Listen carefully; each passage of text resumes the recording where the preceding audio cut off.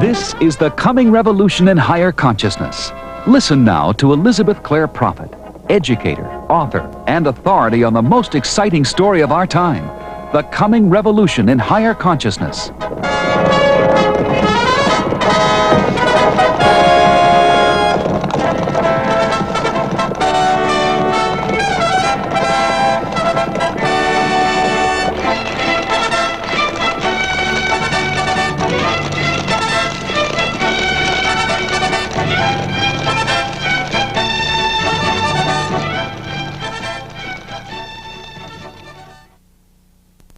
I think it's very important that each one of us find threads of contact with our friends, our relatives, acquaintances, people in the world that have some inkling and some sense of the truth and can be drawn in by various avenues, various trains of thought.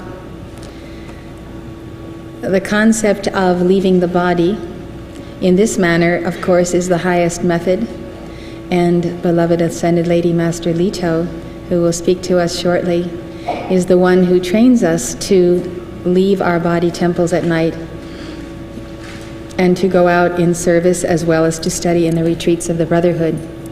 She specifically gives us the exercise of meditating on the Grand Teton, an exercise that is given in the Keepers of the Flame lessons, which you can use, and it requires that you have a good photograph of the Grand Teton in your bedroom so that you can see it facing you as you fall asleep. If you have read some of the I Am books, you will find the passages where Leto teaches Rex and Nada, Bob and Pearl the art and the science of leaving the body. This is soul travel at the etheric level rather than on the astral plane. It is the highest level, and the reason that the ritual for transport and holy work is so extensive is that to be fully protected, we must, at the conclusion of our day, first of all, perform the ablutions of the soul purification, and secondly, reenact the ritual of forgiveness of all life, all who have harmed us, all whom we have ever harmed, calling for forgiveness for ourselves, that we obey the command of God, let not the sun go down upon your wrath. Let not the sun go down when you are at odds with anyone on earth. That's a very important ritual of prayer in the evening. Then there is the protection of Archangel Michael and his legions of light. As you purpose to go out in your etheric body, you are calling for Archangel Michael's protection. You also establish a very high attunement with the Cosmic Christ through the Krishna mantra and all that you have given in this ritual, including the sealing, the binding, the call to the 5 Dhyani Buddhas on the 5 poisons. So it is all essential material for your protection, because there is nothing to leaving the body on the astral plane, but the astral plane is the sewer of the planet. And that is precisely where you do not want to go. And so to make it on the etheric octave, you do need the legions of Archangel Michael to escort you. Now, another way of being out of the body, and being out of the body on the astral plane, is through the change called death. The reason that I decided to give you some notes on this subject this evening is because I think it's very important that you understand this situation, the situation of discarnates on planet Earth. You understand our potential vulnerability to discarnates and what to do about it. Secondly, I was prompted by having been taken to the movie Ghost by members of my family, and they said this was a movie that I had to see. And so I was very glad that I saw it, and I thought that it was a great conversation piece for you to have in your family and among your friends that you might be inviting to your house to give the ashram rituals with you or to study the ashram notes.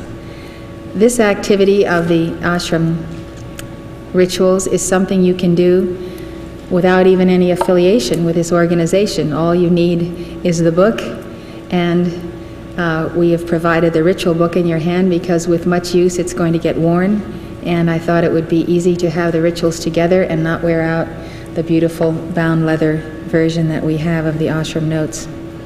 And so have ashram notes and ashram rituals will travel, and you can simply invite people over that you know would like to give them and recite them. They are meditative. They cause you to exercise the power of the decree momentum, the exercise of visualization, of focusing, of meditation, of using your chakras. As you will see with the directions, all these things are combined. They are always a very wonderful experience, no matter which one you give. So I'd like to take up this movie, and I would like you to see it if you wish, and if you wish to take the notes that I'm giving you so that you can talk about it. It's kind of a conversation piece that you can bring up at the dinner table and get into things that people don't ordinarily talk about, and more so, people really do not have the answers to what is really going on. So this movie, Ghost, actually gives a very realistic picture of the death process and the discarnate that separates from the body at that point of transition. So it's the story of a New York banker by the name of Sam Wheat, who is killed by a mugger. He hovers around his girlfriend Molly, trying to protect her, and discovers that he was really murdered.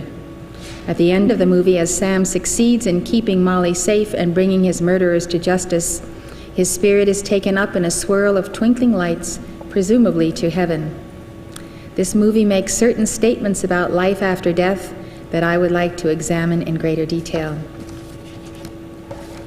First of all, it states that after death, people are bewildered and disoriented. They often stay in or near their former home. They have difficulty moving around the astral plane. All of that is correct. It's absolutely true. So, the way this death takes place is that Sam is attacked as he and Molly walk home at night after a play. As Sam fights with the man trying to protect Molly, he is shot. We see him chasing the fleeing attacker, but when he turns around to see what has happened to Molly, he realizes that his body is on the ground in Molly's arms and that she is screaming for help. Molly is shouting his name and asking him to respond, but he cannot. As Sam watches the ambulance come and take his body to the hospital, he slowly realizes that he is dead. Now, there is a process whereby people go through the change called death that they do not realize that they have been severed from their body, that the crystal cord has been cut and the threefold flame burns no longer. Sometimes it takes days or weeks or extended periods of time for people to actually recognize that they have made the transition. Sam follows his body to the hospital and sits dumbfounded in a waiting room chair as Molly is told that there is no hope. This is a typical scene that you would see if you were either clairvoyant or if the Holy Spirit showed it to you of the passage of individuals from the screen of life. For the first few days after he dies, he stays in his apartment. He cannot go through doors unless people have opened them. Sam attends his own funeral. That is often the case. People do attend their own funerals. It's almost like a necessary process of, just as it's necessary for loved ones who remain to recognize that there is a finality here and a parting. While he is at his own funeral, he is shocked to see a woman across the graveyard waving to him. She walks through a tombstone, and Sam realizes that she too is in the realm of the dead. At his apartment, Sam tries to communicate with Molly, but to no avail. He tries to touch her, but ends up walking through her. He just sits in the windowsill or in the corner like a forlorn child, unable to make himself heard. This is quite a bit like it feels to suddenly find oneself without a body on the astral plane. As you know, we do have a Friday night service that we regularly attend all over the world as Keepers of the Flame. This service was inaugurated in a dictation by the Goddess of Liberty, whose statue stands in New York Harbor, and whose retreat of the sun, the Temple of the Sun, is over Manhattan. The Goddess of Liberty founded the Order of the Golden Lily, And she said it was necessary for members of this order, who are simply members by their own heart's response. It's not something that is written down on a list anywhere who's a member, but you are a member ipso facto if you participate in the Friday night services. And the purpose of these services is to make fervent calls to the ascended host for the cutting free of all souls who have passed on in that week, who belong in the octaves of light, and all souls who belong anywhere on any plane of being, that they be taken and escorted by the legions of angels, the heavenly hosts, to that level of evolution, whatever it may be, where they belong, rather than be left at the scene of an accident or hanging around in the streets and non-mobile, unable to navigate. They remain disoriented and are in a place where there is no progress made. Progress is made in life after death by being taken to the retreats of the Brotherhood, or whatever level your karma takes you to, so that you can prepare for your next incarnation. You might be shocked to hear this, but El Morya states that there are billions of discarnates on planet Earth today who are not in the level or the compartment where they belong. And of course, this is especially true in the large cities where there are so many people passing from the screen of life on a daily basis. So the service that we render on Friday night is like a cosmic cleanup committee. We call to Astrea to encircle all discarnate entities, take them where they should be, and I call for the mighty dragnet of the Lord, a huge net that I visualize the size of the planet, that literally sweeps around the planet and collects these life streams so that they may be taken up by angels then to their appropriate place. I cannot even tell you how important this is for our own well-being, because discarnates do tend to gather around people who have light, because they have temporarily lost the source of their own light, and so they seek to take it from those who have light. And therefore there is a bit of enlightened self-interest in participating in the Friday night services. The movie made the point that after someone dies, if they have been a generally good person, they are taken to a place with white light and good spirits. If they have been an evil person, they are taken by dark spirits. Some people can choose to remain as discarnates on earth if they think that they have something left to do, or if they are attached to their loved ones and surroundings. That is basically true. Of course, there is some error to it also. I'll give you the examples of what the movie gives, and then I'll give you an interpretation of it. When Sam dies, he looks up at the sky and sees twinkling lights that remain suspended above him for a moment. His expression is that he knows that that is where he should be going, and he hears the call to come to higher octaves. But he makes a free will decision that he is not ready to leave Mali, and so the lights disappear. It's like the angels bow to free will and leave you where you want to be. And I've seen that happen time and time again, where angels come to take souls to higher octaves and they refuse to go. They want to be in their same old comfortable situation. After Sam succeeds in protecting Molly, he is ready to be taken where he's supposed to go. And the twinkling lights appear again for a few moments. And when they are present, Molly is able to see and hear him. He says goodbye to her and is swept up in a flash of light. Now, this subject of the person being available to be communicated with during a short period after death is taken up in the book A Dweller on Two Planets by Philos the Tibetan. And I will be lecturing on it, and it is quite a complicated subject, and I would like to leave it for a thorough lecture. But that is the gist of it. There is a certain element of the Ka, or the astral sheath, that is active and present even in the place of the person himself, so that there is communion with that Ka or that sheath until the disintegration factor, the decay rate, eliminates it, and the soul is secure in the place that is called Devachan, the place of working out one's desires and one's wish fulfillment between embodiments.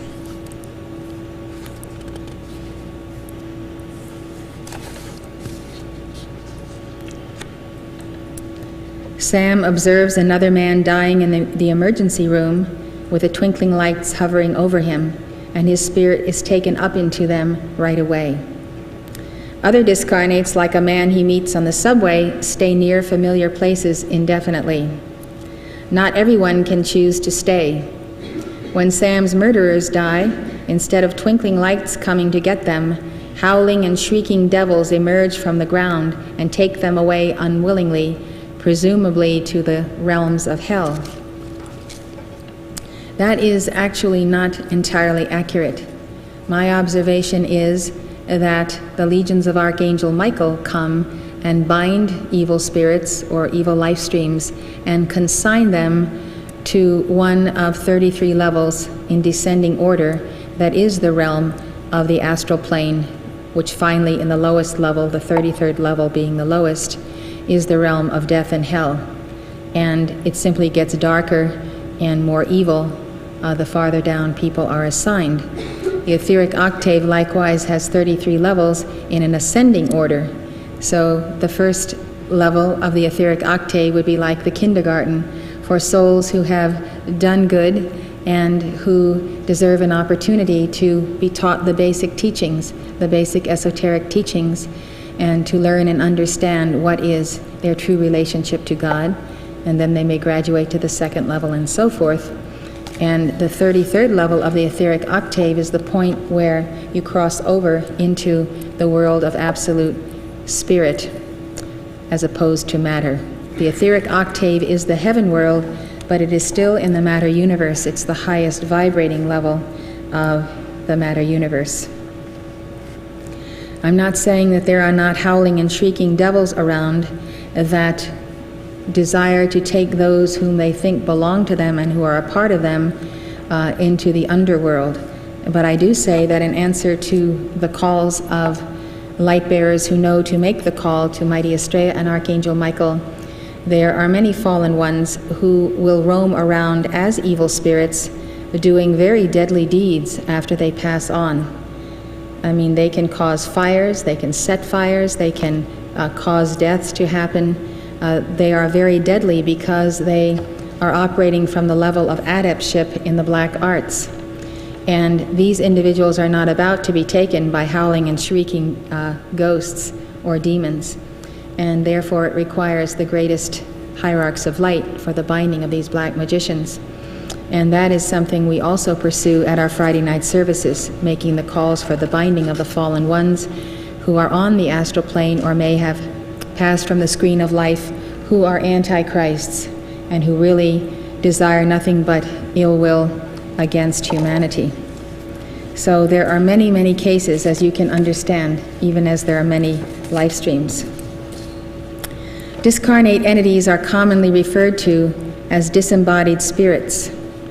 They are made up of the personality consciousness of those who have passed through the change called death, as that consciousness expresses through the astral, mental, or etheric bodies. When a person passes on and has not earned his ascension, which is the goal of life, he must prepare to return to embodiment again. More advanced souls are taken to the etheric retreats of the Great White Brotherhood between embodiments to learn how to further develop their existing talents and to acquire new talents for future service.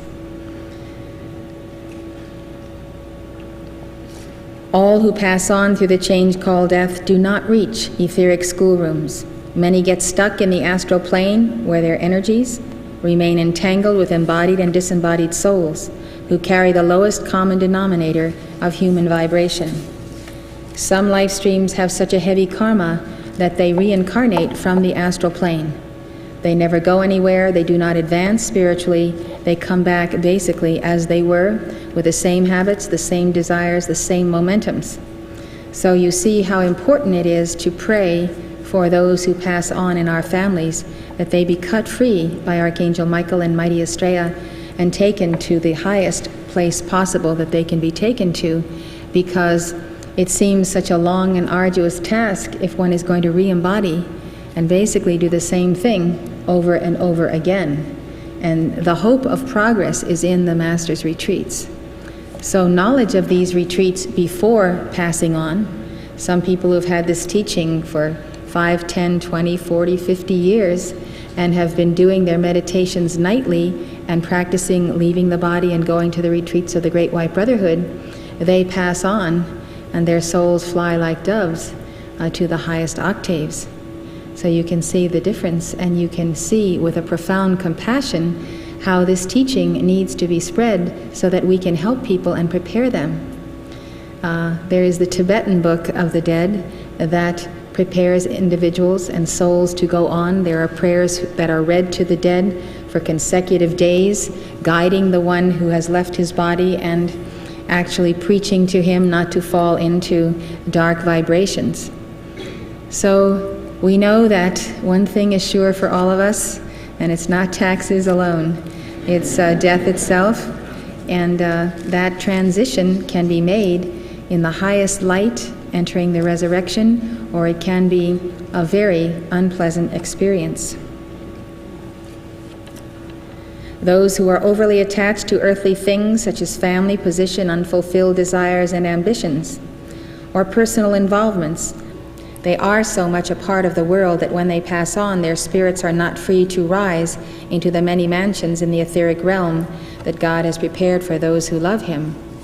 Another situation you have with the ritual of the burial of the body is that the light remains in the body, the soul tends to be attached to the body, and then you have loved ones remaining who hold on to the person, continue to look for them, to want to see them, to want to hear them. They go to spiritualistic seances to receive messages, and so they exert such a strong pull upon the life stream that he can scarcely get free.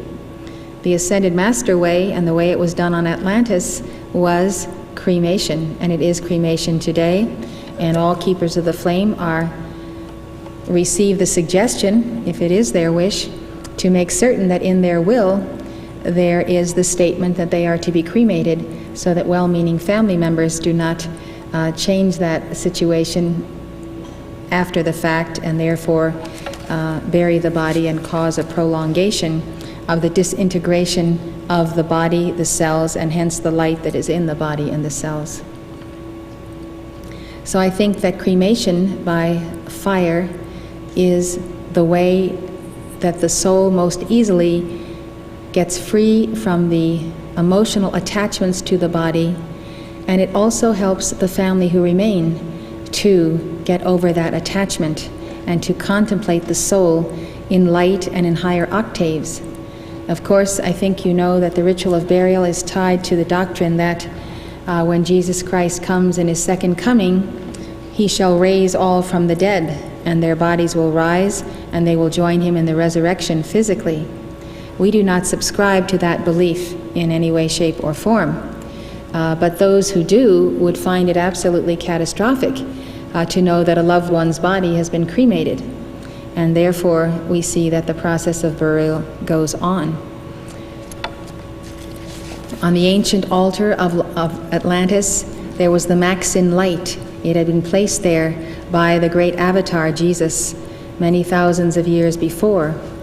And whenever someone died, their body was placed into that flame, and it immediately dissolved.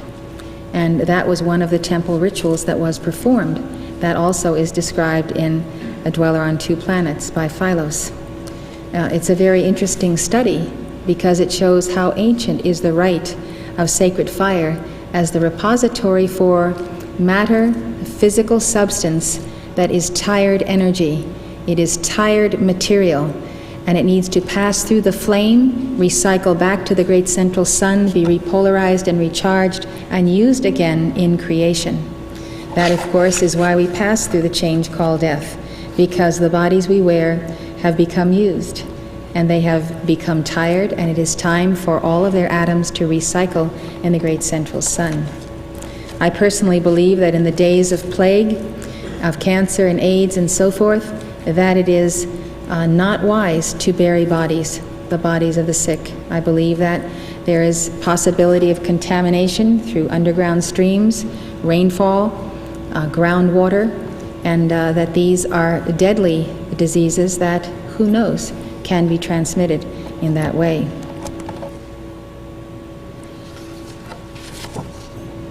The ritual that is performed by a minister of our church at the time of the passing of an individual is to stand at the head and the feet of the body and to call for the demagnetization of the body of all light, that the light be taken up and be sealed in the etheric body, all light that has been contained in that body form.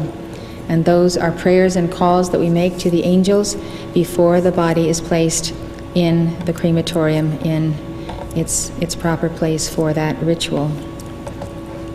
If any of you desire to have such a service recited for a loved one, you need only call our headquarters and we will see to it, even if the person is to be buried or cremated anywhere else on the planet. The astral plane is the immediate layer of consciousness above the physical world. The 4 planes of matter are physical, astral, mental, and etheric. The astral plane is the repository of the collective thought and feeling patterns, conscious and unconscious, of mankind. The purpose of this frequency is for the amplification of the pure thoughts and feelings of God in man. It has instead become polluted with the impure records of the race memory.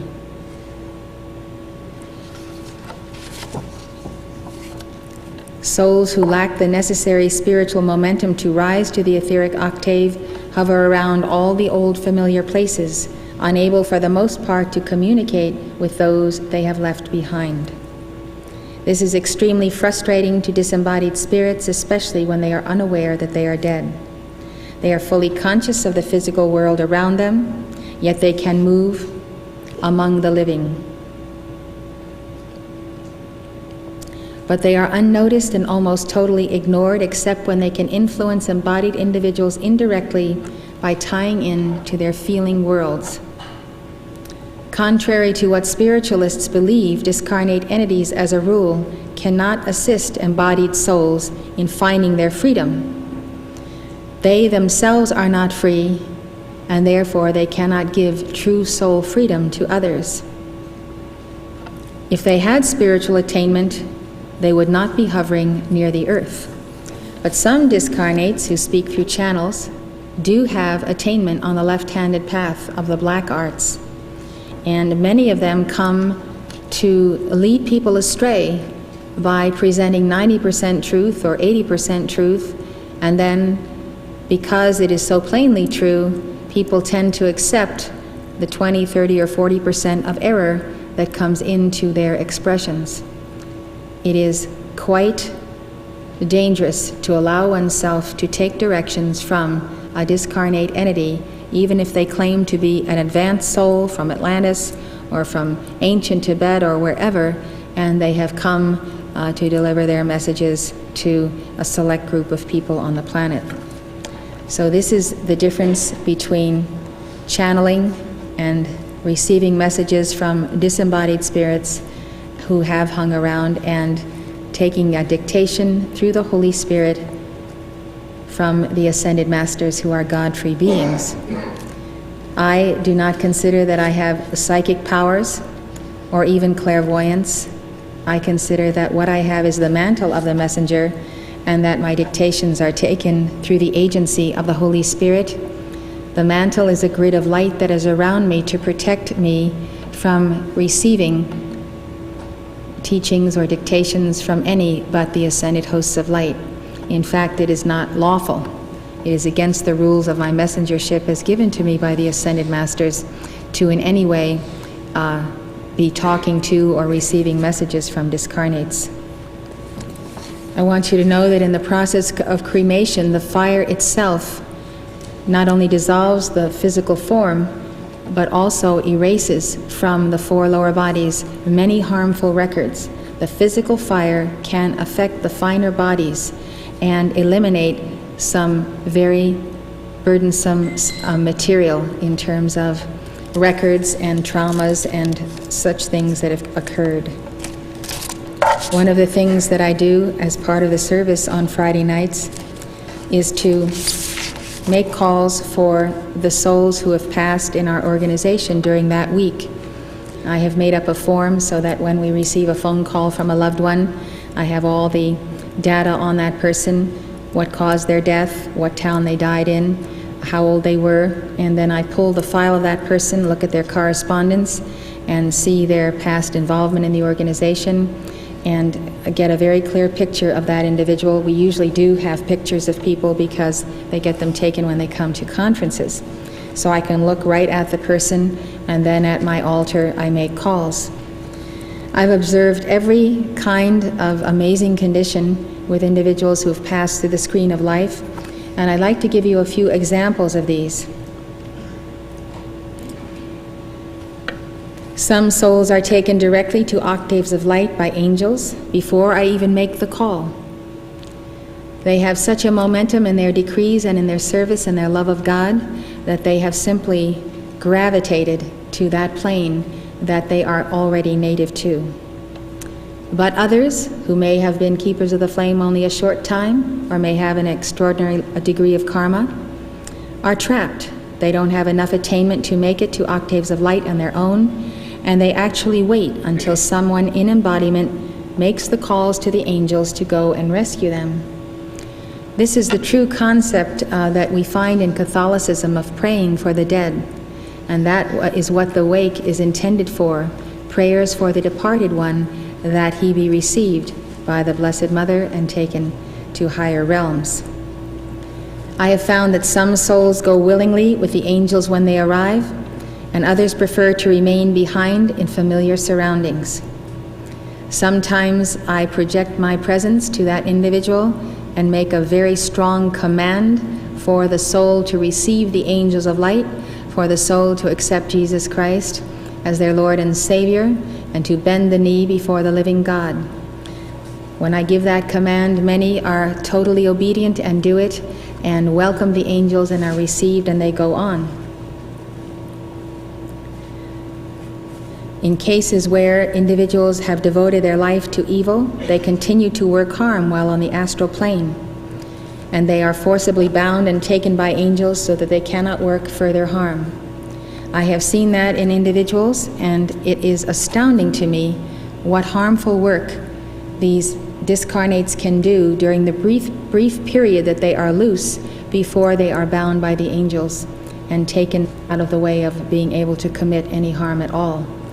And I have seen some just horrendous things happen through such life streams, and that is why I counsel all keepers of the flame and my staff to give a daily round of calls to Estrella. It is 1014 in the decree book, and you have it in the Heart, Head, and Hand booklet. The circle and sword of blue flame, given daily. Give it 3 times, 9 times, multiples of 3 or 9. We give them 36 times daily, have done so since the founding of our organization. It's a daily ritual that is done in the evening before retiring. It keeps people absolutely clear and free of discarnate entities, as well as entities of their own habit patterns. We all have various momentums, and there are always entities around to tie into those and attach themselves to us. I consider the call to the Starry Mother to Estrella as the greatest asset to the light bearer who wishes to guard his light and be free from the imposition of those on the left-handed path that are out of the body. I'd like to give you the example of a young man who'd been a keeper of the flame for about 3 years. He was from South America. He had quit using marijuana and cocaine before he attended Summit University. He returned to South America and passed on in 1988 of a cocaine overdose. The overdose may have been an accident, or it may have been given to him by someone who intended to kill him. He was robbed after he died. As soon as I heard about his passing, and sometimes I don't get word because the family is not connected with the church, and word reaches me sometimes weeks and months after the passing of an individual. When I found out about it, I called to Archangel Michael and the Blue Lightning Angels to go and find him on the astral plane and to take him where he belonged. I called for the all-seeing eye of God to place a ray of light on him so that he could be found. The astral plane is simply unfathomable depths of darkness. It is not easy to find people, to find missing persons on the astral plane. My call is always that the angels will take the person to the proper place of learning and preparation. Well, he was found sitting in a bar on the astral plane. He had been partying since he died. When the blue lightning angel approached him, he realized that he was dead. This is months after he passed on. He became hysterical. How did he recognize the blue lightning angel? Because he'd been in our activity for 3 years and made calls to Archangel Michael. That is more than I can say for some discarnates. They don't even recognize an angel when they see one. So the angel, mighty in the Lord and powerful, took this beloved soul, put him to sleep, and set him in a place, a retreat for those who need a rest and a reintegration with their 4 lower bodies, and who need to be disassociated from the event of their passing so that they can go on with their evolution. They need rest, and they have a type of rest, even though it's not in the physical body. So they may be resting there for days, hours, weeks, months, or years, depending on the healing process that needs to go on. And so that is my last contact with this person. He was taken where he needed to be, and it was a forward move for him to realize that he was not among the living, but among the dead, to go through the process of the shock, and then to be put in a place of the healing of his inner self. The next example was the case of a teenage boy who was killed in a car accident. He was the son of a church member, but not a member of our church, but very familiar with the teachings. At the time I made the calls for him specifically on taking up of his soul, it was several weeks after the car accident. Now, various individuals had made calls on his behalf and prayers were given, but for whatever reason, he was still at the scene of the accident. He could not move, he could not get away, and whatever the great law dictated, I don't know, but he could not be taken until the time came when I made the calls. When the angels came to him, he stood up, and he recognized them because of his knowledge of the teachings. He asked them to take him where he was supposed to go. And they took him to a special retreat in the Rocky Mountains in Colorado, over the state of Colorado. This is a retreat that I had not known even existed before I made this call. It is a fairly new retreat, part of an ancient retreat, but an entirely new wing, shall we say, of the retreat that is specifically dedicated to teenagers who have died violent deaths or drug-related deaths. There he joined other teenagers for rehabilitation. Inhabitants of this retreat are assisted in adapting to the shocking experience of suddenly being out of their bodies. Now you can know, all of you who are here, that when you hear of teenagers that pass on for these reasons, or even those a little older passing on from AIDS, that there is a place where these people can go, and that it is very important that you make fervent calls to Archangel Michael. Do so in a novena. You can do a novena to Mother Mary. That is a 9-day ritual of prayers where each day you come back daily, light a candle, and say the calls to Archangel Michael or Estrella for that one to be taken to that level. Another example of calls that I have made was for a single woman who lived alone, was in her late 30s. She was a photographer and had been a keeper of the flame for about 10 months. She was shot in her apartment. There was no robbery or sexual abuse, and the motive was unknown. When I made calls for her, she was on the astral plane in the city where she'd lived. She was attempting to make her way to the teaching center in that city, but she was roughing it in the astral plane. She was actually holding on to a railing to keep herself from being swept away by the tides of the astral plane. I called to the angels, and blue lightning angels and seraphim cut her free. She cried in relief when she saw them coming to rescue her, and she was taken to octaves of light.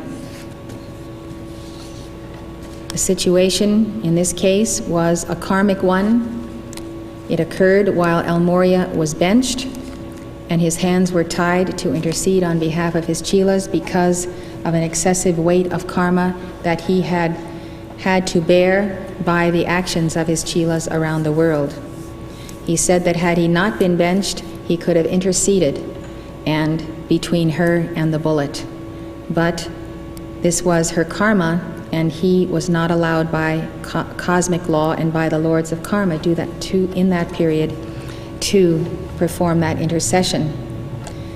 Hearing that, we can all become very responsible, more responsible chelas than ever before, in the understanding that as we are true to the Master and do not take for granted his consistent intercession for us, as we realize he is the sponsor of this community, this organization, and of the Pearls of Wisdom and all the activities we do, that he puts himself in a Guru-Chela relationship to us, and that when we take his light and misuse it, he has to pay the price.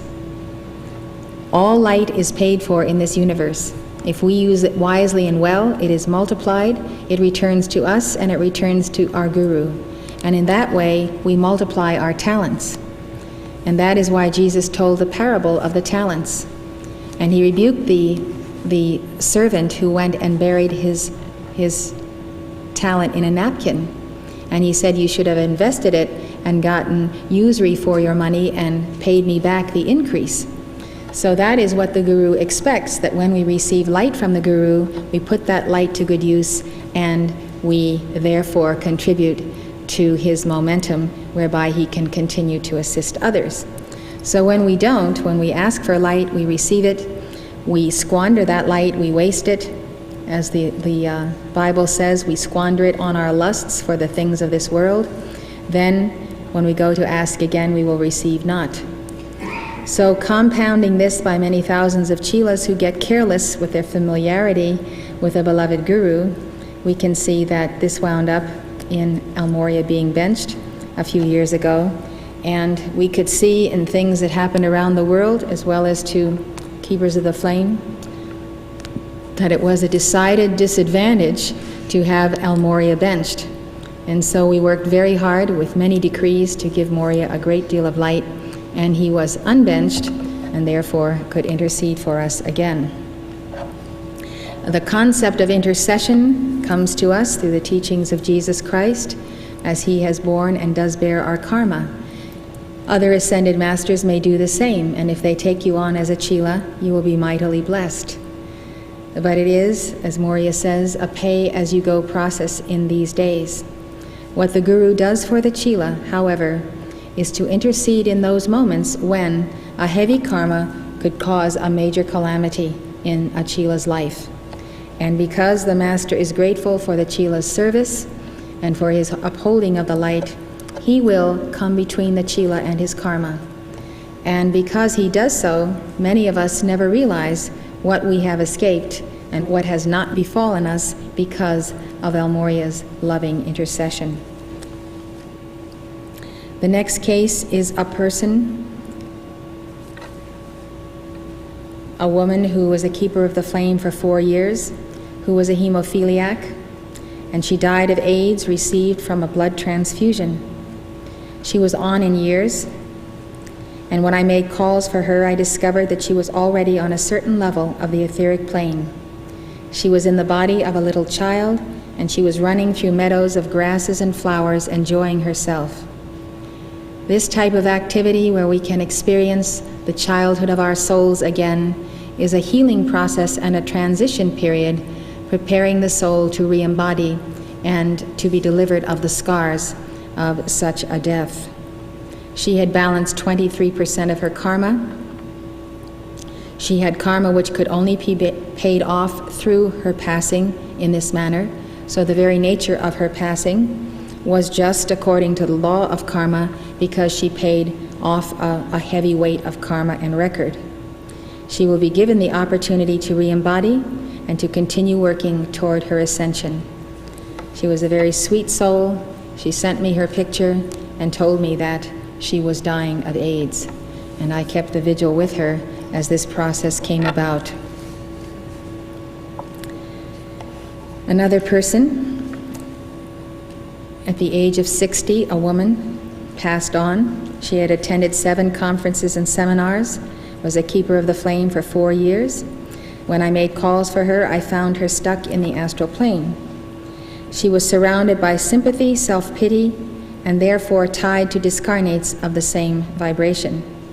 She was sitting with a group of gossiping ladies.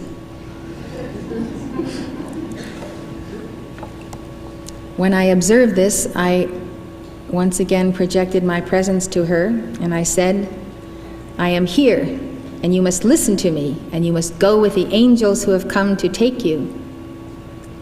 And she looked at me and the angels and said, "Why are you here?" She remembered and said, "Oh, I know why you're here. I have to go with you." She turned to the other ladies and said, "I have to leave now. I'm going to a better place."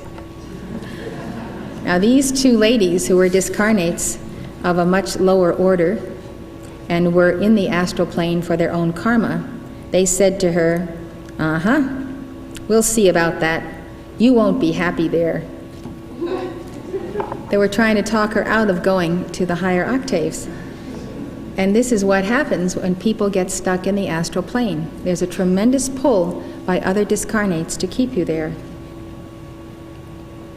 She went to the etheric octaves with the angels, and she will have to work very hard at inner levels. But she has a good start on coming back in her next life and making progress on the path. When you make contact with the Great White Brotherhood, if this happens to be the first lecture you've attended, you have made contact. The thread of contact is established. If you pursue the teachings with diligence and your decrees, that thread of contact gets stronger and stronger until it's a veritable rope. And then it becomes like a steel cable. And you never let go of the Ascended Masters and the heavenly hosts, lifetime after lifetime, until you make it. And so it is very important to nourish the flame of that contact and to hold on to it, because there are times in one's experience, and one of those times is passing from this octave and from this body.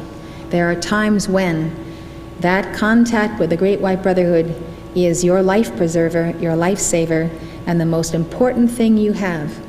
As you know, from dust to dust, naked I came into the world, naked I depart. We take nothing with us but our light and our attainment and the deathless solar body that we have woven. Your Keepers of the Flame lessons tell you about the weaving of the deathless solar body that you need to enter higher octaves. It's called the wedding garment in the Bible. But you have to remember that there are some things that are of ultimate importance in your life, and all of the passing fancies of life, all of the possessions that we can fascinate ourselves with, all of the new this and the new that, it doesn't go with you.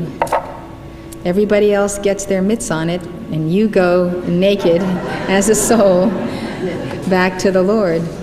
And at that moment, the most priceless possession you have is the thread of contact with those elder brothers and sisters who can assist you in your journey.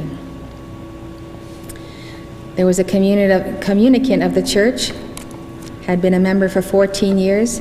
She died of cancer at 65. She was already in the octaves of light when I made calls for her. She was attending classes in the etheric octaves to prepare for re-embodiment. She didn't have too much momentum on decreeing in all those years, but she passed on with 35% of her karma balanced. The last time I saw her, she looked well, but she told me she wasn't long for this world, and that she had karma and she would be returning, and she hoped to be re-embodying at the retreat in Montana.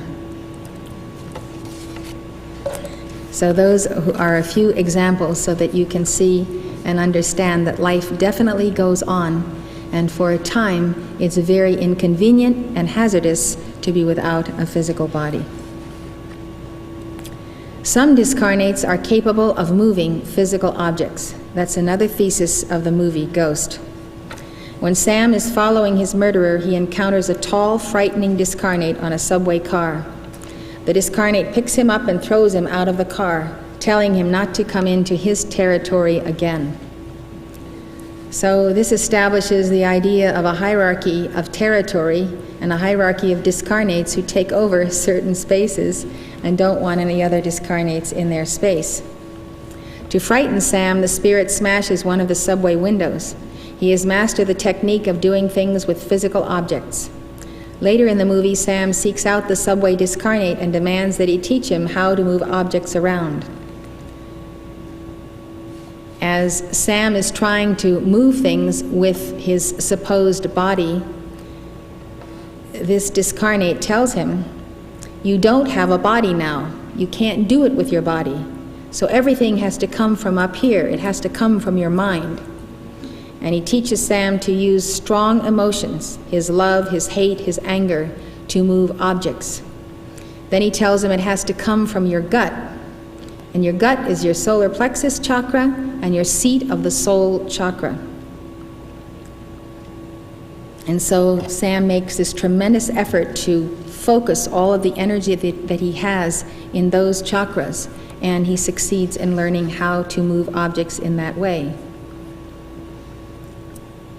He moves papers and pennies. He learns to turn the stove off, to close doors, and type on computers. And he even punches his murderer in order to protect Molly. There are other examples of psychic phenomenon that have been traced to discarnates.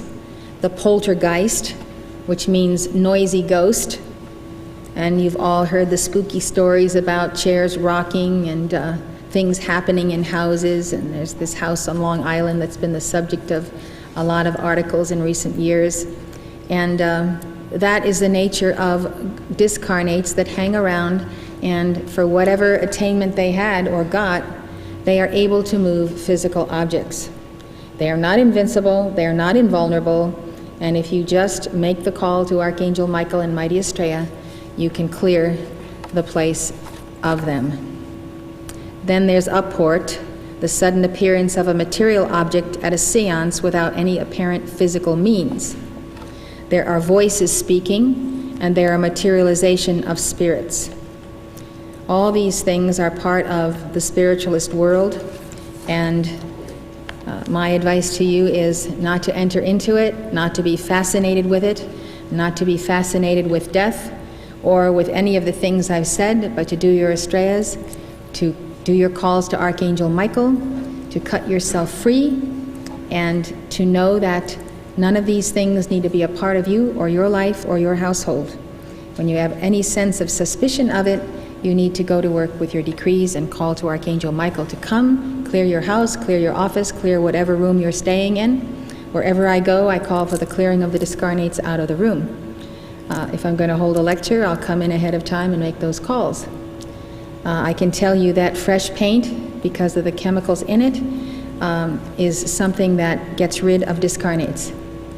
Don't tell me how, but I know it, and the masters told me it is a certain vibration of fresh paint that definitely gets rid of old records, and that's why people like to paint and spruce up their houses and make them new and scrub and clean, because all those processes get rid of entities who live off of decaying substance.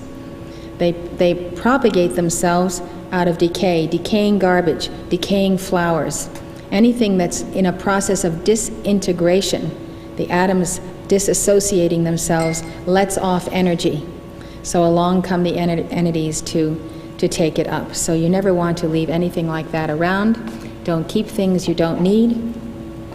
One thing that always focuses entities is these old-fashioned doll collections where people collect dolls from 50, 60 years ago, 2 centuries ago, and they have all these dolls sitting in their house, and you go into a house like that and there's an entity looking through every doll at you.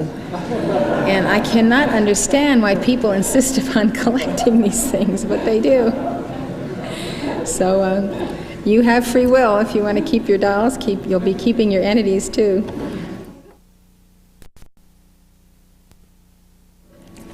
Another statement that the movie makes is that discarnates crave the sensual pleasures they had while they were in human form. This is absolutely true, and that is a story to be told. When Sam is getting his lesson from the subway discarnate, he, the discarnate, knocks out the window in a cigarette vending machine. Looking at all the packs of cigarettes on the ground, he says, "Oh, what I would give for a drag." And he fondles these packages of cigarettes. So this brings up the subject of discarnates attaching themselves to humans in order to experience life vicariously. The law of attraction, which states that like attracts like, governs the movement of entities. Discarnate entities gravitate toward energy pools of a similar vibration. Just think about it. Entities of self-pity gravitate toward people who have self-pity. And any human vibration you want to name, whatever a person might be in that vibration, they will attract that entity. If you have the joy of the Lord and light around you, you will not attract entities, you will attract angels and higher beings. So that attraction is a serious matter, and that's what you have to be careful of. Entities move compulsively, merging with other misqualified bodies that roam the astral world, until they find shelter in the auras of like-minded individuals in embodiment. Most people who do not decree at all have some kind of entity around them that is very similar to themselves, so that they cannot even tell that there's an entity around them because there's such a sympathetic vibration that they assume that their thoughts are their own, their feelings are their own, and in part their thoughts and feelings may be reflecting a discarnate entity that is very much like them. Therefore, El Morya teaches that few among mankind are free from the influence of discarnate entities. Now, when you enter the path of light and you want to be a Chela of the Ascended Masters, and you're going to accelerate and you're going to move forward, then the discarnate entities that have been around, perhaps they've been around you for lifetimes, feel threatened. And they try to remove you from that path and get you to not do your decrees, stay away from services, and get farther and farther away from that thread of contact that you've established. This is why it's important for Keepers of the Flame to pray for those who are entering the path. So entities who are used to sapping your light from you are not going to take kindly to those individuals who introduce you to a path where you can be totally entity-free for the rest of your life. And that is this path of the Great White Brotherhood and the science of the spoken word. Those addicted to alcohol, tobacco, drugs, and excessive sugar are examples. They're examples of astral entities affinitizing with those on the physical plane who have similar habit patterns to their own. Bars and hangouts of drug users are literally packed with discarnates who attach themselves to those who are taking in these stimulants. Sometimes there are as many as 50 to 100 entities attached like leeches to one individual who is smoking or taking drugs.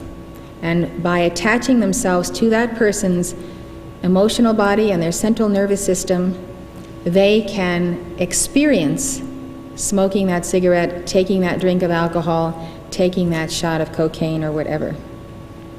Entities crave the sensual pleasures to which they were addicted before losing their physical bodies. They often tie into the back of the neck or the spinal column, where the most energy can be gotten. By so doing, they vicariously enjoy the pleasures to which they are accustomed. This transfer takes place as the result of the merging of the astral bodies of the discarnates with the astral and physical bodies of the incarnate individual through the sympathetic nervous system. The desire of an individual for a drink, for alcohol, is therefore multiplied as much as 1,000 times by the desires of the entities. I now have given you the definition of addiction. The reason why people find it impossible to stop smoking, stop drinking, stop the sugar habit, stop the drug habit, And even when they know, they may die of AIDS, of being completely careless and carefree in their sexual habits, contracting AIDS, etc., is because these demons and discarnates tie into them and urge them and goad them to engage in their old addictions and habits. This is why when you are praying for someone, you need to call to Archangel Michael to bind all demons and discarnates who actually become possessing entities. They possess the individual, they take over his life. He cannot exist unless he goes out and has a smoke every 2 hours. Impossible. He cannot exist. He wants to stop, but he can't stop. When you come to the feet of the Ascended Masters and you call for their help and their intercession and you give your astrayas and you make your determination, you'll be surprised what miracles will happen to you, how you can be immediately free of these harmful substances because the legions of light take from you all those entities. Free of those entities, all you have left to deal with is your own desire. And you can work on that with your decrees and your determination. Another thesis of the movie is that discarnates can talk to and sometimes use the bodies of spiritualist mediums or psychics. Discarnates can be obnoxious and refuse to leave the mediums or psychics alone. That's what comes up in a very humorous sequence of scenes where Sam goes to a medium in order to communicate with Molly.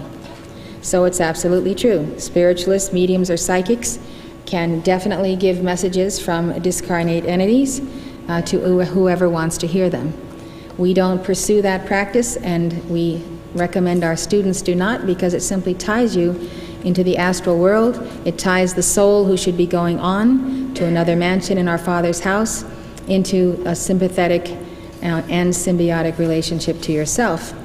When people pass on, it is the will of God, or it is their own free will if they have destroyed themselves in one way or another and created their untimely death. But death is a finality, and we have to surrender our loved ones because they have places to go and work to do, and we have to continue living, as hard as it is. So, anyway, Sam has to solve the murder of himself because Molly knows the murderer and does not suspect him and is friendly with him, and he is concerned that, Sam is concerned that his murderer will now murder Molly. So Sam goes to a spiritualist medium, Oda Mae Brown, who is played by Whoopi Goldberg, and it's a really very humorous scene. He wants to get her to help him warn Molly. At first she refuses, but he keeps her awake all night singing until she finally agrees to help him. And Sam goes to her throughout the movie. At one point he interrupts a seance attended by about 10 discarnates. Actually, she had been a fake all these years, but when Sam came along, she really started hearing discarnates. And so now her place is packed with them. And in the confusion, an impatient spirit jumps into the body of the medium and begins speaking through her. And all of a sudden, she's talking with the voice of this man. When she orders the discarnate out, he lies limply on the floor and has no energy to move. His fellow discarnates ridicule him for not knowing that entering a body drains a discarnate of energy. What the film does not bring out is that discarnates drain energy from the medium. And that is why the Brotherhood is so adamant on this question of going into seances. One explanation of the phenomena that takes place during seances is the formation of ectoplasm. Ectoplasm is described as a mysterious, usually light-colored substance that is said to exude from the body of a spiritualist medium in a trance and may then take the shape of a face, a hand, or a complete body. Now, as far as I'm concerned, there is no difference between a spiritualist medium and a channeler. A channeler is just, to me, a new word for the same practice. And I want you to know that I am not judgmental of either spiritualists or mediums. I know many people engaged in this service who are dedicated to it, and I love them and I bless them, but I simply say that the practice is dangerous. Ectoplasm is said to be the substance involved in the materialization of spiritual bodies. The levitation of material objects is commonly explained by the gradual buildup of columns of ectoplasm underneath the objects. It is said that the force exerted by ectoplasm is great enough to raise a table completely off the ground with a man's weight on that table. It is generally thought that at the end of a seance, the ectoplasm disappears and returns to the medium. This, however, is not true. This is where the fallacy lies, and this is where the danger is. The vital energies that are taken by the spirits from those who participate in spiritualistic activities, whether as a medium or an observer, are never replaced. Those energies are immediately used to produce psychic phenomena and to sustain their existence.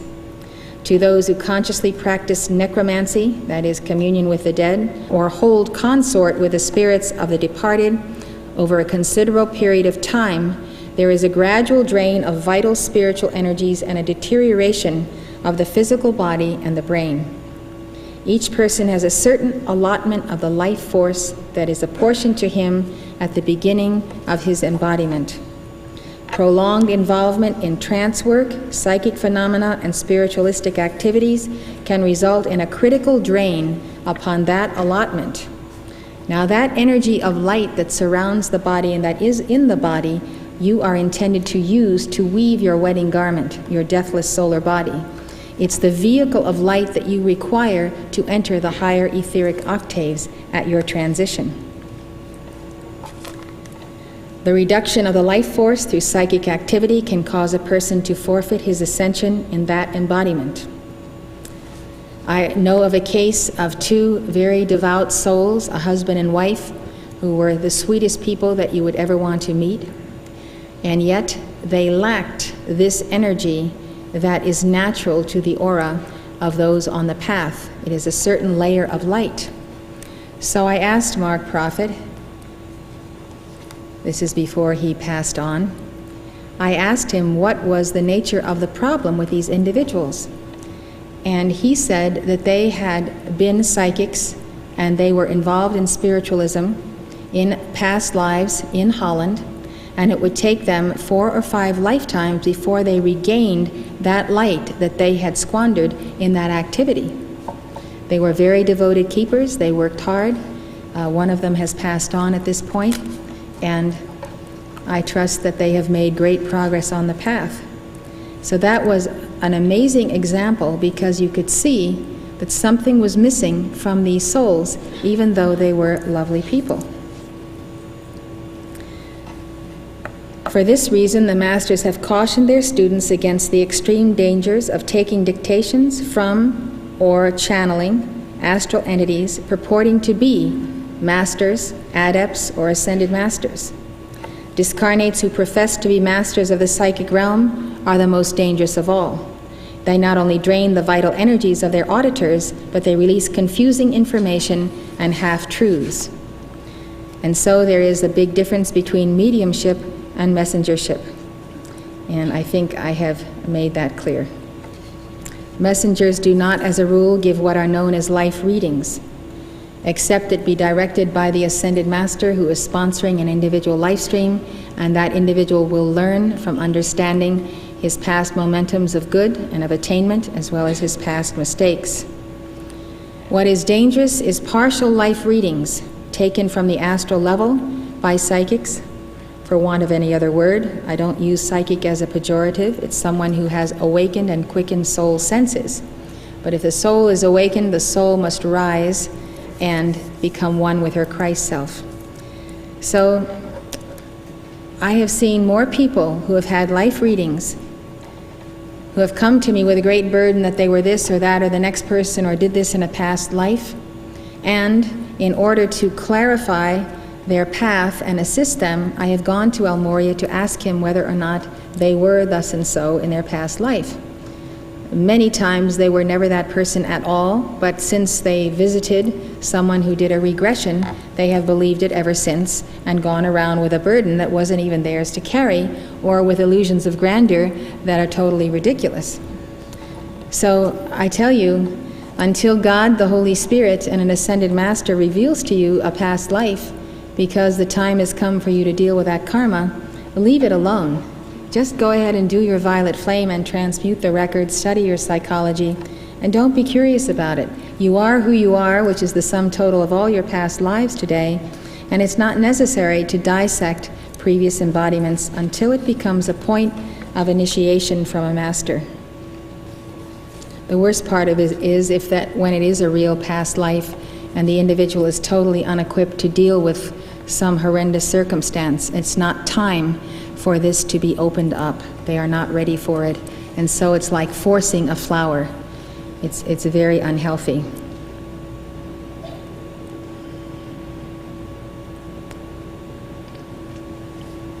The path of the ascended masters leads to the ascension. The path of psychic phenomena can lead to hell or the astral realm. Saint Germain once said that nothing good can come out of the psychic. The thing about astral entities is that they are tormented by their unfulfilled desires and disconnected from their God presence and Christ self and the soul. Sooner or later, they discover the means of drawing strength from those who have not lost their tie to the source. They can get your energy if you overload your body with sugar, for instance, and you get so yin that you are open, and that energy of light is actually coming out of you and therefore can be taken by entities. This is why entities like to get people addicted to sugar, and the problem we have in the United States today that cereals, foods of every kind have sugar added to them. You need to read the labels on all of the food that you buy and recognize that sugar comes in many guises: lactose, fructose, corn syrup, molasses. There's a whole list of things you'll find in products, and the word isn't sugar that is used for them. And so you need to be aware that it is deadly, and it does weaken you, and it does make you susceptible to the astral plane and to entities, and that is why sugar is an addiction, and that's why you have to make calls to be cut free from it. There are two ways that entities derive their energy. First, through the conscious, willing cooperation of people on Earth, specifically when individuals gather in a seance and invite the spirits to commune with them. In this case, the vital energies flow to the disembodied one over the thread of contact established by the attention of those in the circle. It is cosmic law that wherever you place your attention, there your energy goes. I used to know this very sweet little lady who was in Illinois, and she had been in this activity many, many years in Newmark Prophet, and she was a spiritualist medium. And I can remember when we visited her in her home in Illinois, and she dedicated her life to receiving messages to entities and had her circle of people who would come to her seances. And she was bound and determined that this was a lawful calling, that she was helping all these discarnates receive comfort, receive teaching, receive healing. It's like she held consort with them. She invited us to stay overnight in her home. We respectfully declined. But I can remember being in that house. It was so packed with entities, it was unbelievable. Her name was Blanche McCarl, I'll never forget it. And every number of months or so, she would call me by phone, and this lasted all the rest of her life, and even after Mark's ascension. And she would tell me that she was deathly ill, very sick, would I please make calls for her? Well, I knew exactly what was happening.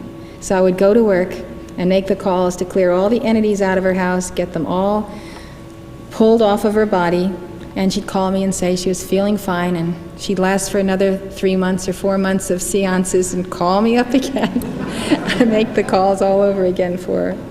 But bless her heart, she believed to her dying day that she was rendering a tremendous service to all these discarnates, when really what she was doing is keeping them earthbound, keeping them tied to herself. It's almost a point of ego when you come right down to it.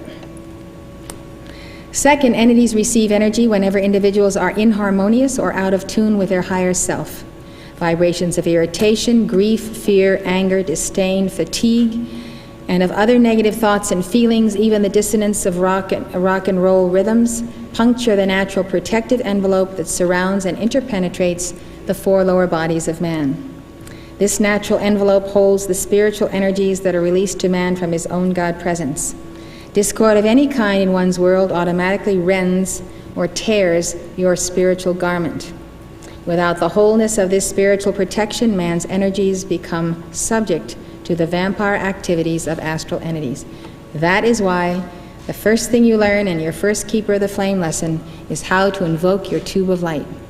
You put it on in the morning, you reinforce it through the day, you give that tube of light call with tremendous fervor and intensity, call to Archangel Michael, call for the violet flame, keep yourself protected, and if you are inharmonious, call on the law of forgiveness, reestablish your harmony, reestablish your tube of light.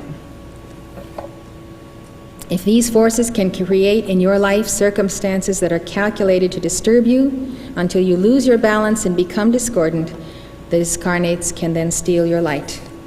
And that is why the law goes forth, which I stated in my previous lectures this weekend, that God will not give to you any more light than you can keep in harmony.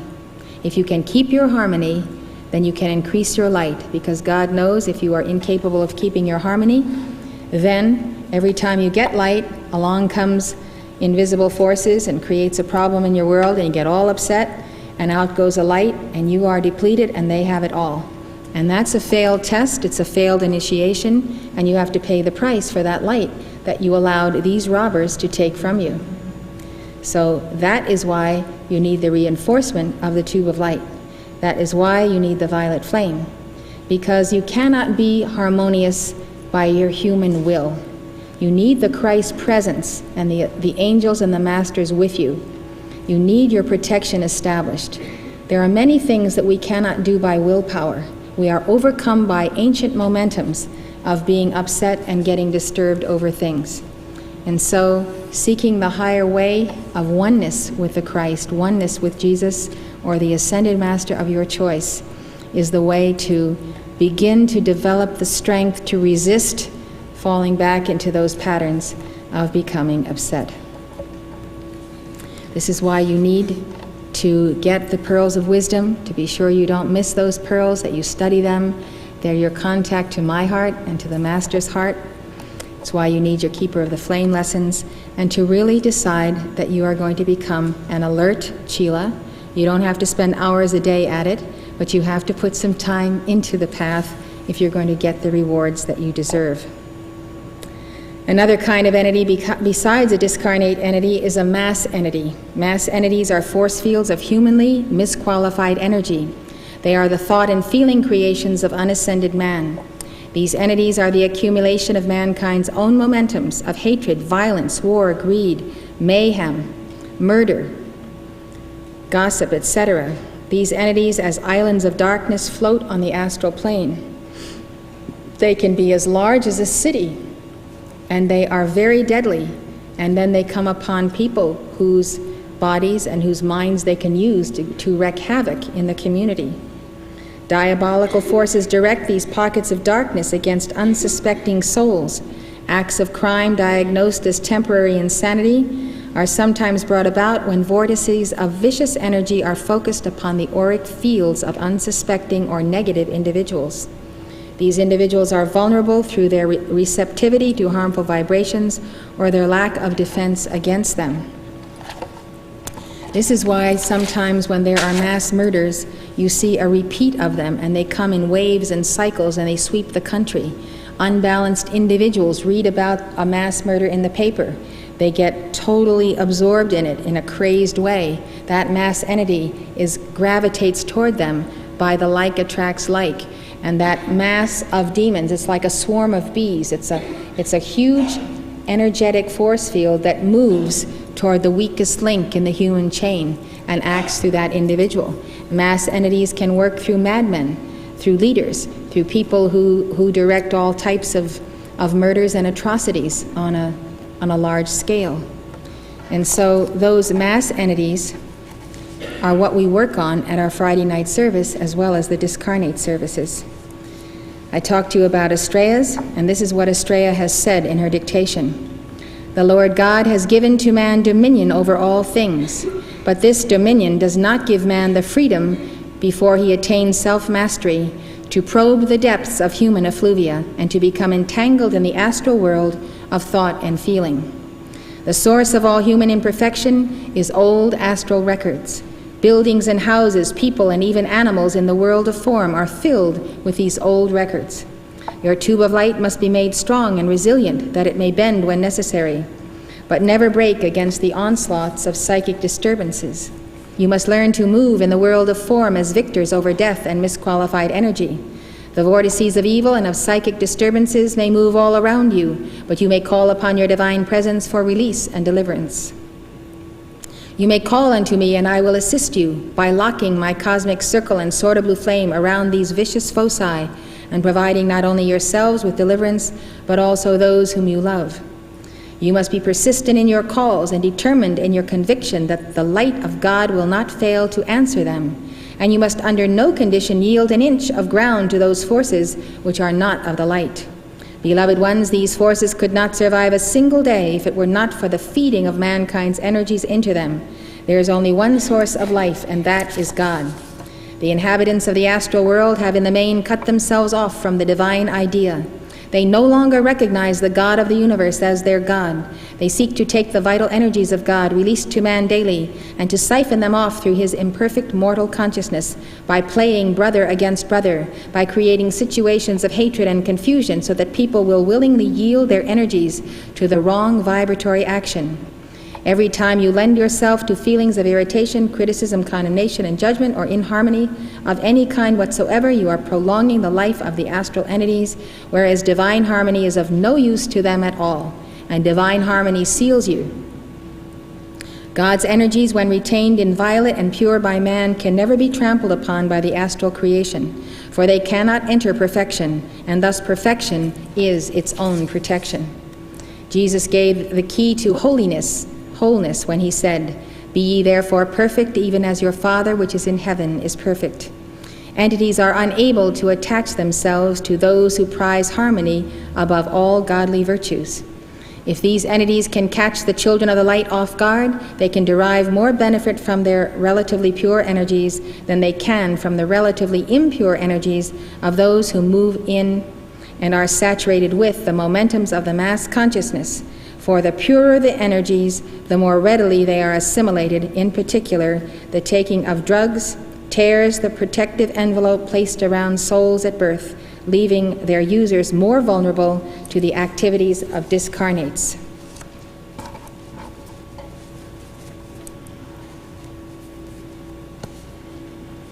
That is why those on the path have to be even more careful than others, because they want the purest light, the purest essence.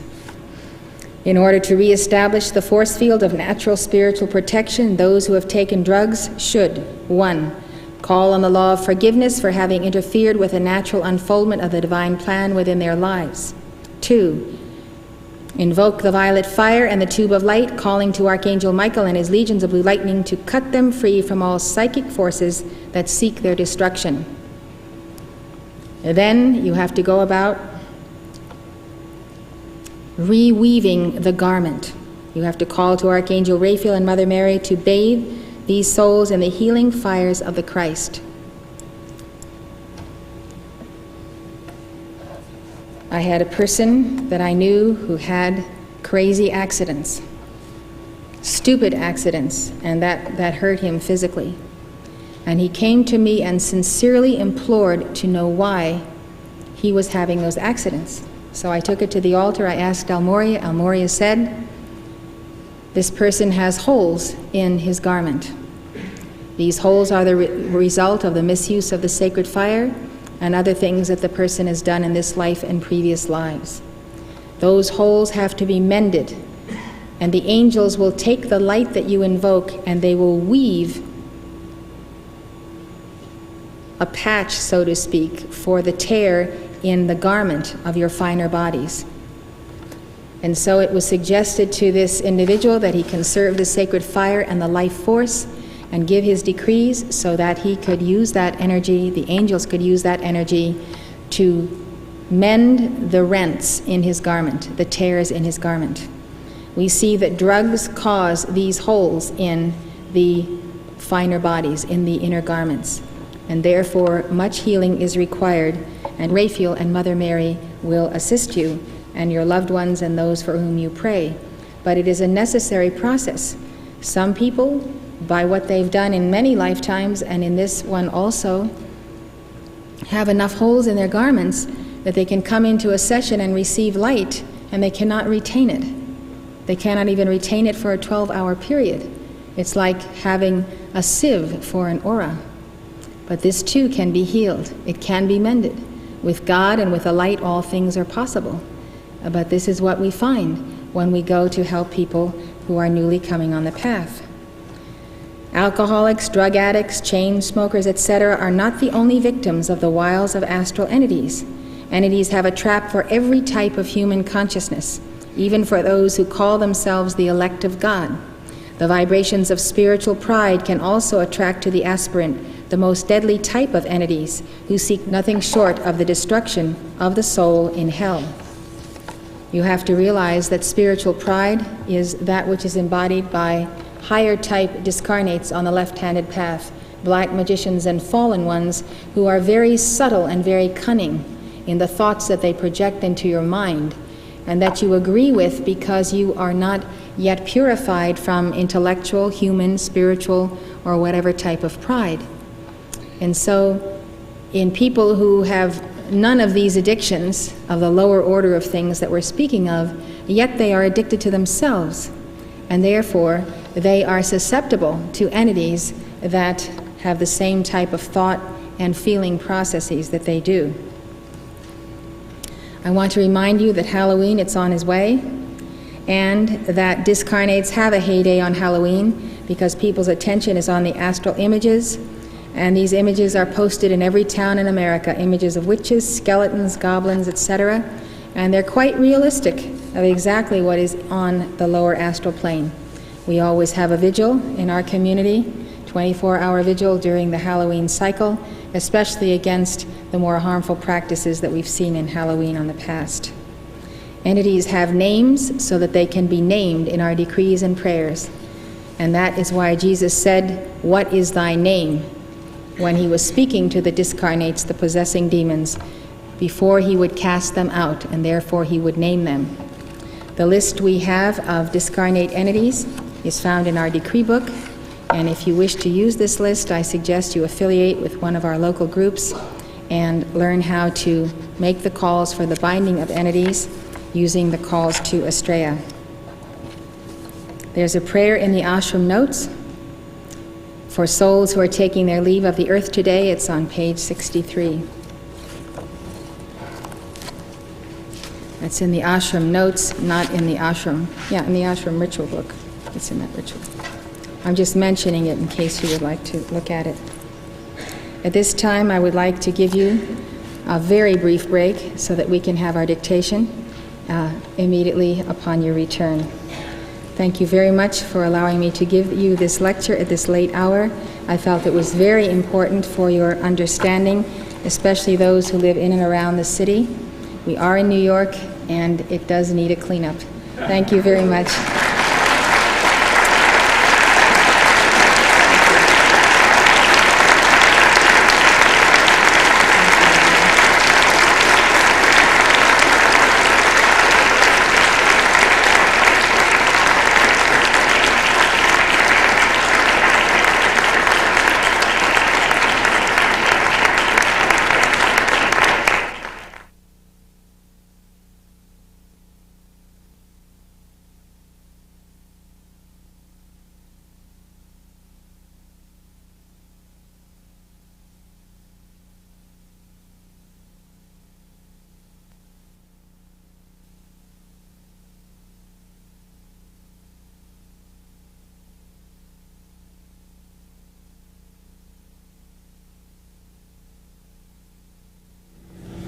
As I'm sure many of you are aware, the ashram is introduced in the book Ashram Notes by El Morya, which just came out this year.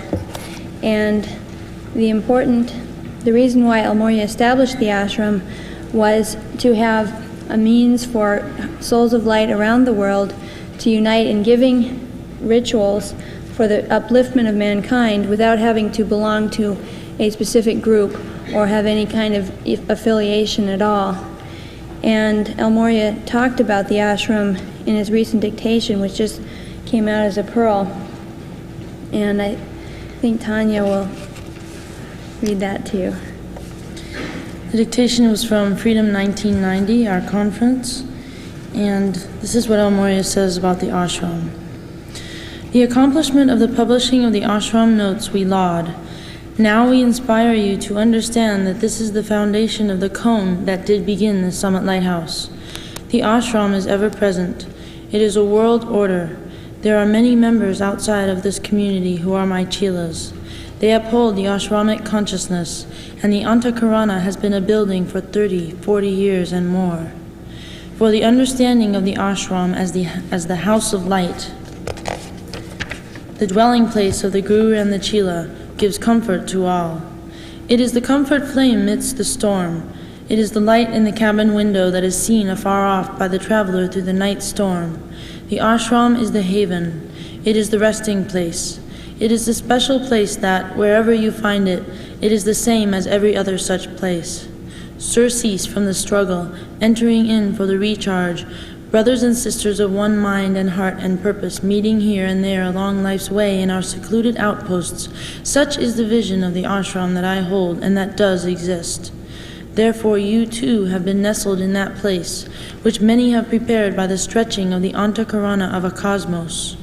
Feel now the thread of this Antakarana pass through your heart. It is truly a thread of light. And therefore, if you will tremble the thread by using at least one of the meditations daily, and there are indeed short ones that no one should find excuse to neglect, then you see, you will always be a part of the Antakarana. You will always be able to hear with the inner ear and hear with the heart what is the situation of all servitors of the will of God of a cosmos. You stand to benefit much from this association. For admittedly, many are beyond your attainment, some the unascended adepts, others ascended masters and cosmic beings. And therefore you may deliver to those of lesser attainment their momentum, even while you yourselves are strengthened by that impetus from above. Indeed, the ashram is an impulse. It is an impulse to love and to fulfill the commands of Christ Jesus. We are worshippers of the universal manifestation of the Christ. Yet we are here to fulfill the words of the Savior Jesus Christ, who is Lord and must be seen as Lord by those who would enter the heart of God's will and receive the strength to fulfill it. For without Christ ye cannot. Now in the heart of the mystery school I am come. The thread of the Antakarana of the ashram I have passed through your heart. Now I make this offer to you to establish a focus of the ashram by giving the rituals and seeking to expand the circle of your meditation, inviting those who will come and those who would enter in. If you establish this force field, even if you are alone in your home, if you establish a weekly routine of daily meditations and keep it, I, Morya, Lord of the First Ray, will sustain for you the matrix of the ashram where you are. If possible, consecrate a place where you give your rituals and keep it holy. Even a little corner of a room will do. Thus, beloved, the ashram always has been and always will be without requirements except devotion. You do not need membership cards. You do not need written pledges or dues or anything else. You have the ashram notes to study and restudy. There are souls in other dimensions who use this little book as a Bible for their entering into the heart of the will of God. The notes give impetus to profound meditation upon God and His Christ. They are like the bittersweet candy in the mouth that will never dissolve but always be there to savor again and again. The notes will draw those whom you include in your circle into a desiring to know more of the path, more of the Chohans of the rays, more of the Great White Brotherhood. Let them ask for more, for their cup is full as they receive those notes and do the rituals. Never offer a seeker more than he is ready to receive. Let him be content to glory in the Word of God and in His presence, being so suffused and so satisfied thereby that it may take time for him to desire more. It matters not. It is the quality of love in the spoken word that you give that will bring that one to the heart of Christ, and this is our goal. For when one who does not know Christ Jesus comes to that point of love and profound knowing of the Master, all doors of a cosmos can be opened unto him. Thus I, El Moria, with my chelas, desire without pushing or pulling, without tugging or forcing, to bring to all whom we meet the communion cup, and morsel by morsel the bread of angels, panis angelicus. It is a piece I love to hear again and again. Whenever you play it, I shall be there, for I love Jesus' sermon, I am the bread of life which came down from heaven. Truly Christ is the bread of life, and one crumb of that loaf is able to transform a universe. Therefore, not in mountains of material, but in the love quality of your heart will you find yourself being able to offer morsels of that bread of our Lord. And the wine of the Spirit each one shall drink in, for you cannot send forth the word of a ritual into a cosmos without it returning to you the light essence of your immortality to be. In truth, with my amanuensis marked prophet, I have opened a door to thousands and millions through the ashramic consciousness. Now, beloved, I have passed the torch. I have given you the key. The book is in your hands. May you let it do the work, and may you be its handmaid, and the handmaid delivering souls to worship their God and to be free to know Christ.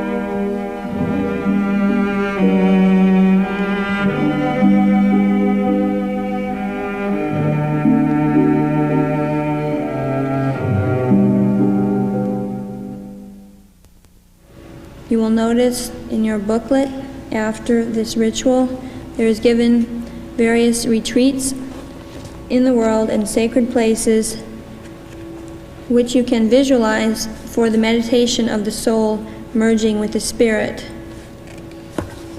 I would like to show you these places now to help you with your visualizations in the future.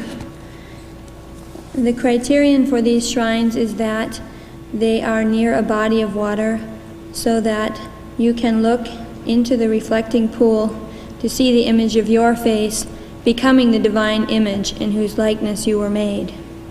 So as you can see here, the Washington Monument.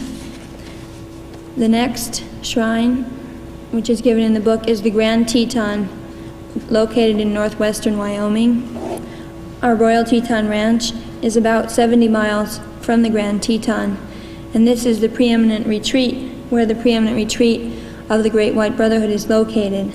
This shows the Grand Teton Mountain over Jenny Lake. It is 13,770 feet high. You can also see it over Jackson Lake. It is the tallest of, the Grand Teton is the tallest of the three peaks, which are called the Cathedral Group, and they're reflected in a number of surrounding lakes. The most spectacular reflection is seen in Jenny Lake, from whose shores the trails lead up to higher lakes at the 9,000-foot level, such as Lake Solitude. Here you can see Lake Solitude with the Grand Teton and Tiwinot Mountain.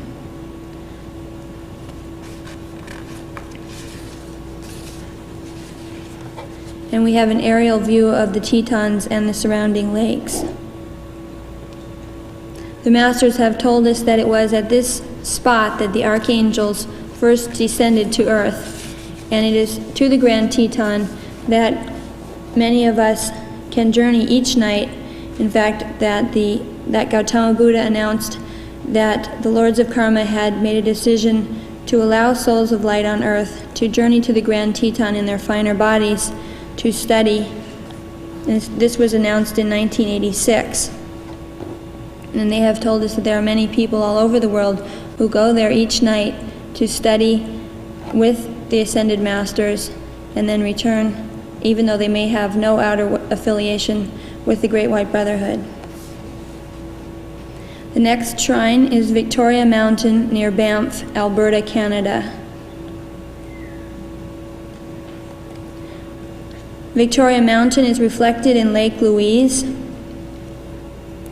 Lake Louise is colored a unique aquamarine color because of chalk-like mineral deposits in the glacial runoff. It's really spectacular because it's almost a light blue color. It's unlike any other lake that I've ever seen. The next slide shows Victoria Mountain and Mount Lefroy. The etheric retreat of Archangel Michael is located within this mountain, and countless legions of blue lightning angels come and go from this retreat on their missions all over the planet to assist souls of light.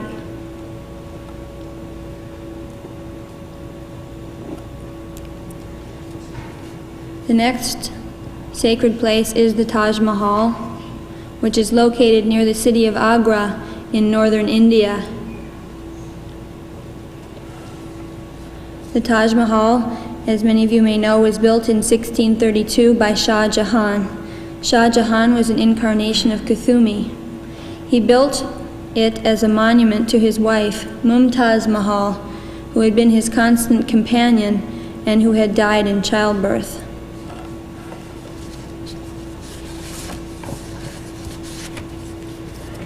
The next place is the city of Varanasi in northern India.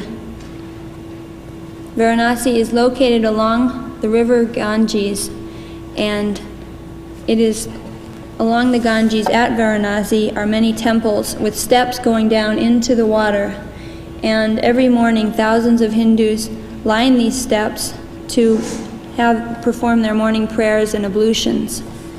This river Ganges is considered to be sacred, and many people come to Varanasi to die and be cremated and have their ashes thrown into the water.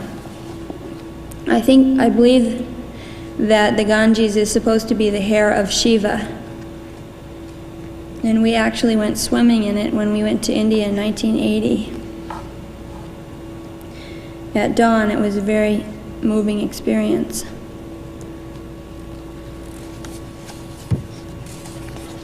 The next place is Lake Titicaca in western Bolivia.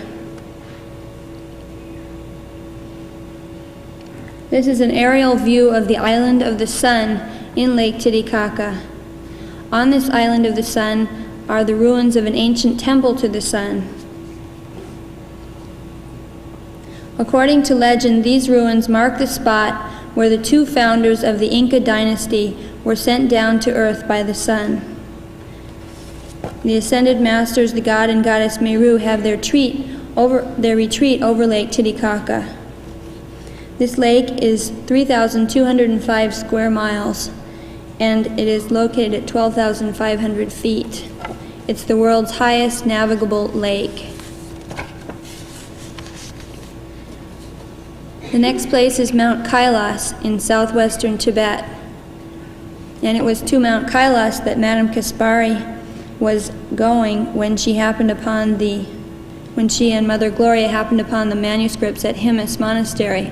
But they never made it to Mount Kailas because of World War II. World War II started, and so they decided to go back to India. But Mount Kailas is a destination of pilgrims from all over the world. It's considered by many people to be the most sacred shrine in the world. The Hindus believe that it is the paradise of Shiva. Kailas is 22,028 feet high. And Lake Manasarowar is at its foot. It's not really at the foot of it, it's some miles away, but so you can't exactly see the peak reflected in the lake. But the pilgrims come and they circumambulate the lake and the mountain.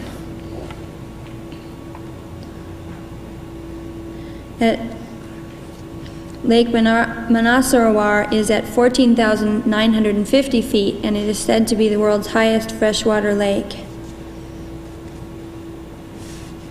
So you can just see Mount Kailas in the distance in this photograph. There was a monastery on the shore of Lake Kailas, but it was destroyed by the Chinese, and now they have built a much smaller monastery, and so there are still monks keeping the flame there. So that concludes the sacred shrines that are listed in the ashram rituals, and I hope that these visualizations will help you in your meditations. Thank you.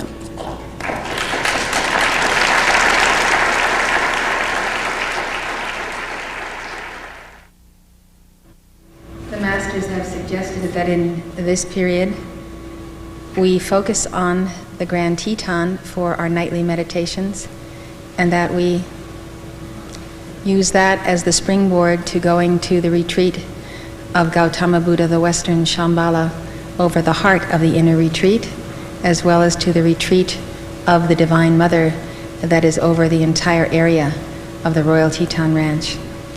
And so that is our destination and our assignment in these days.